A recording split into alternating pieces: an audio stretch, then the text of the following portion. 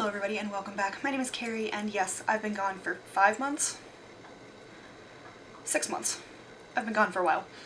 I have a couple of videos that I filmed before I left. I think maybe 2 of them are relevant anymore. I didn't intend for it to be a 6-month-long hiatus, but quite frankly, I needed it. I needed to not have the pressure of it. I needed to ignore the world. So I did, and it's been glorious. That said, I'm not gonna be trying terribly hard because I'm doing this because I'm having fun doing it, not because I care what other people think. And maybe, yes, that is a little bit me trying to convince myself, but not the point. So moving on, this video is going to be what I read in April. If you were interested in seeing what I've read in the last 6 months and you don't follow me on Storygraph or Goodreads, just put it in the comments below. Put a stack of books emoji in the comment below if you want to see my last 6 months of reading, and I will do probably 2 videos because 6 months of reading is quite a lot. I suppose it'd be 5, regardless. The videos I haven't posted. Otherwise, I read 9 books in April, and I'm not mad about it. I read 25 in January, 15 in February, 21 in March, in case you're interested. So that's how that compares in that sense. But let's get into those books, shall we? So I did read a fair number of library books in April, which we're gonna start with. The first one being The Man in the Iron Mask by Roger MacDonald. I gave this one 3 stars. It is a nonfiction about who the Man in the Iron Mask actually was in the time of the Musketeers, which would have been 1600s, reign of Louis XIII/14th. Alexandre Dumas did write a novel about it, which I'll talk about later, where he claims, alleges, fictionalizes, take your pick, that the Man in the Iron Mask was actually Louis XIV's twin brother. Which, if you know anything about monarchies at the time, doesn't make any sense, because you could drop dead at the age of 1, you could drop dead at the age of 12, so you kind of need an heir and as many spares as you can get. Whether or not they do what other monarchies and empires have done throughout history, and that is to say, kill off all other potential heirs. Up to them, really. They didn't usually.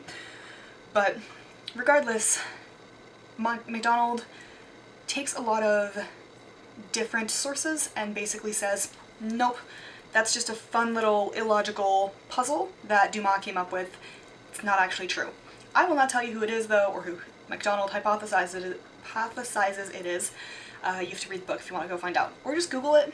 That probably works too. I give this 3. I think it was a fun read. I don't know that I'm terribly convinced. I don't know that I care enough to be convinced, quite frankly. But it was a good read, it was fun, it was well thought out, it was just a little repetitive and sometimes a little slow. Let's see. Oh yes, then I read Tolstoy, A Life of My Father by Alexandre Tolstoy and translated by Elizabeth Reynolds Hapgood. I gave this one a 3 stars as well. It was published in the 50s. Alexandre Dumas, Tolstoy, wrong people, died shortly thereafter this book was published. It was really interesting to read about Tolstoy, who is not even remotely an obscure Russian author. Neither is Dostoevsky. Because I don't know anything about him, right? I know that he wrote War and Peace, Tolstoy, not Dostoevsky, and I know he wrote Anna Karenina, which I haven't read. But that's really all I knew, so it was fascinating to read about his life from his daughter's perspective. It was very slow going because it was written in the 50s and translated from Russian. However, it was fascinating, so I enjoyed that.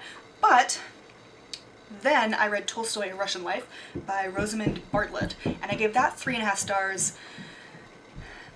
Again, one of those where it kind of felt slow a little bit, but it was really fascinating, and it was fun to compare those 2 back to back, especially because Alexandra's is very much romanticizing her life. You can tell she tries not to, but as a daughter, as long as, you know, you're not being abused or something horrible like that, generally, daughters tend to idolize their fathers. Exceptions to everything for myriad reasons.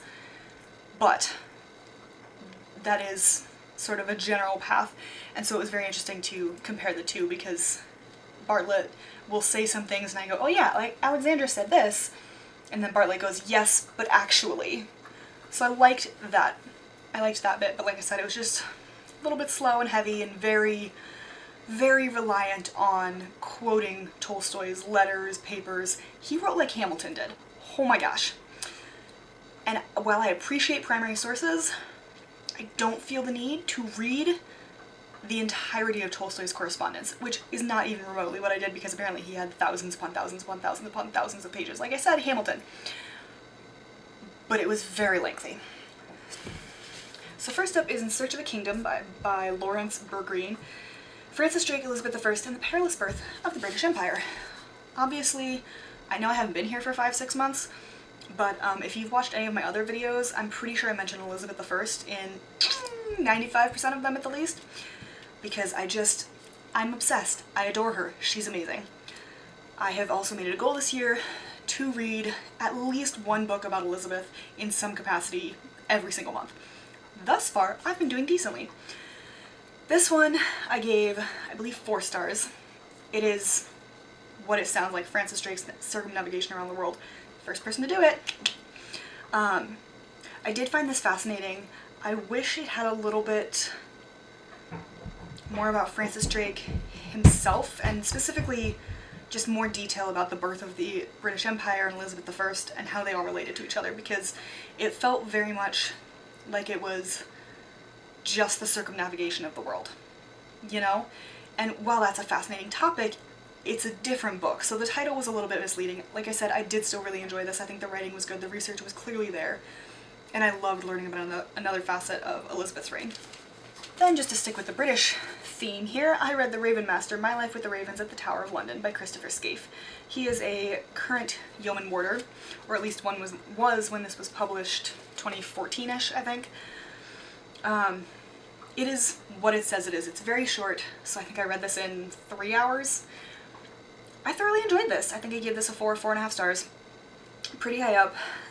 I really enjoyed learning about the myths about the ravens in the tower, learning about the history of the ravens in the tower, how you take care of the ravens in the tower, the personalities of the 6-7 ravens they have, what happens if a raven flies away, how have other yeoman warders taken care of them, what is his life like in the tower, all that kind of stuff, which was really fascinating. You know, what happens if a bird dies? Because if there aren't ravens at the tower, the myth goes, the monarchy falls. And he talks about that. So I really enjoyed reading this. It was just a very conversational, quick, informational read. Next up was a reread for my book club, and that is Pachinko by Min Jin Lee. First round I gave it a 5, this round I gave it a 4. I think it is a gorgeously written, very brusque, very matter-of-fact writing style, which I adored. I do... Oh, it's dusty. And that is a dog. Hi, River. I wish it would... I don't know, I just kind of wish there was a little bit more. Mostly the ending. The ending was my biggest complaint. Hi, Riv. There was just sort of a abrupt drop you off a cliff. Not in a Rick Riordan cliffhanger sort of way, just a we're done now, right? Like it ended in the middle of the story. So I do wish it closed the loops a little bit more, but other than that, it was very good. Please hold while I close the door. Next, I read One for All by Lily Lanehoff. This is a retelling of The Three Musketeers with a disabled main character. There is a technical name for what she has. Do I remember what it is? No. But she suffers from dizzy spells and her legs don't always work, which sounds super fun. So, ugh. But basically, retelling of The Three Musketeers, and quite frankly, I enjoy retellings of The Three Musketeers more than I enjoyed the original source material, which I've read. The original just seems very vignettes pasted together to make a book, rather than a serialized book, you know? But not the point. I did enjoy this one. I gave it a 4. I love female retellings of The Three Musketeers. They make me so happy. I loved seeing her sort of figure out, like, oh hey, this is how I work around my disability, right? And there was no pitying of her by the other women in the group as well, which was really fun. There were some good twists and turns in here. Like I said, this is an excellent retelling. of the Three Musketeers. I think I gave this one 4 stars. Oh no, there's something on it. We'll fix that later. Because I don't know how long it's going to stick with me, other than like, oh yeah, that was a good retelling of the Three Musketeers, right? It's not life-changing for me. However, excellent retelling. Abby, you should read this. You will see this in my other video that I'm filming today. I'm not bothering to change clothes and to pretend that I'm not filming these all on the same day, because that's just too much effort. Anyway, I moved away from the TBRs this year. That was part of why the hiatus was so long, was that I didn't feel like reading the 10 books, the 5 books, whatever, that I put on my TBR, because sometimes I have library books and I kind of need to finish those, and sometimes I just don't give a damn. So I switched it up, and I decided starting in April that I was going to theme my reading months, which basically means getting all the books that sort of fit into that theme, that largely circle-esh thing, to me, and seeing how many of those I could read in a month. And if I want to read anything else on my shelf, or need to, have at it. So this month was classics, hence the biographies of Tolstoy, and the one about Who the Man in the Iron Mask Is, and then whatever retellings or actual classics I felt like reading. So I also read The Man in the Iron Mask by Alexandre Dumas. This is, I would say, a sequel to The Three Musketeers, and much better. I gave this a 5 out of 5.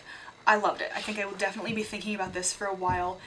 It is a little bit of a misnamed book, because the Man in the Iron Mask is not in it the entire time. So if you're looking for something that focuses on him, you're reading the wrong book. However, I loved the politics and the intrigue and the way he wove all of the Musketeers' stories together. I think he did it in a much better way than he did with the Three Musketeers. Same characters, right? D'Artagnan, Athos, Porthos, and Aramis. But their friendship is already established, and I think this works very well as a standalone. There were some things, obviously, that characters that they mentioned in the first one that maybe you wouldn't know, but it doesn't actually change the impact of the story, at least not for me. And in this version, they have footnotes that explain those. Very brief footnotes, very helpful. So I loved this book. Count of Monte Cristo is still my favorite Dumas. This one is a pretty close second, though. And then the last book I read, right? Well, strictly speaking, I read The Man in the Iron Mask on April 30th, mostly. But we're not going in order, clearly. So I read Jonathan Swift, His Life and His World by Leo Darmroch. This is a biography of Jonathan Swift, and I read this because, well, I thought I want to read biographies of classic writers, and what are some classic writers that I know and remember, and that my library has. Which is why I haven't read one on Jules Verne, because I love his writing. Or Dostoevsky, because they didn't have those. But they had Tolstoy, and they had Dumas, and they have Jonathan Swift, who I also thoroughly enjoy. Not so much Gulliver's Travels, actually, although I think I need to read that in hard copy, rather than audiobook, because I tend to get more out of hard copy than audio. I enjoy audiobooks for when I'm reading, or driving particularly, but anyway. However, in high school we had to read A Modest Proposal by Swift, which is a satire about eating babies. And it has clearly stuck with me in the 10 plus years that I've been out of high school, because I can still tell you what it was about, and it was absolutely hilarious. And so I read a biography of Jonathan Swift. I gave this one, I think, a 4, 4.5. This is definitely a 4.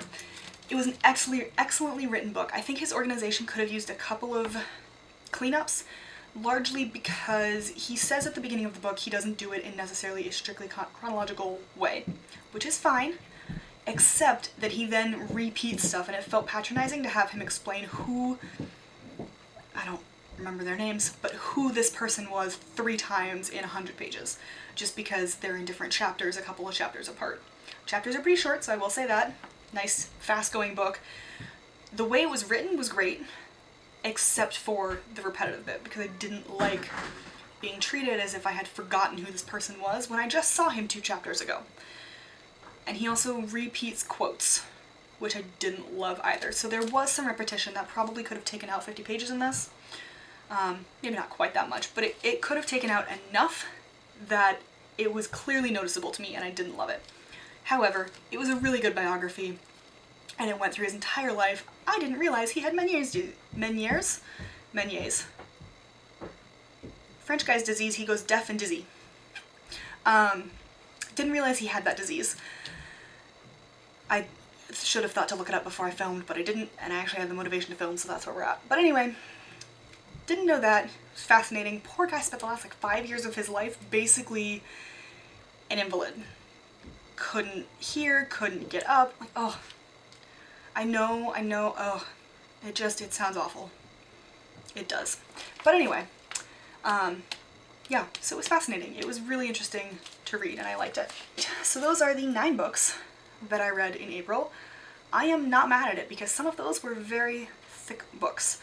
Like I said, if you want me to do sort of a quick wrap-up of the 5 months prior to April, so maybe 6, because I don't know if I did an October wrap-up, let me know, either with words, which are lovely, or put a book stack emoji down in the comments below.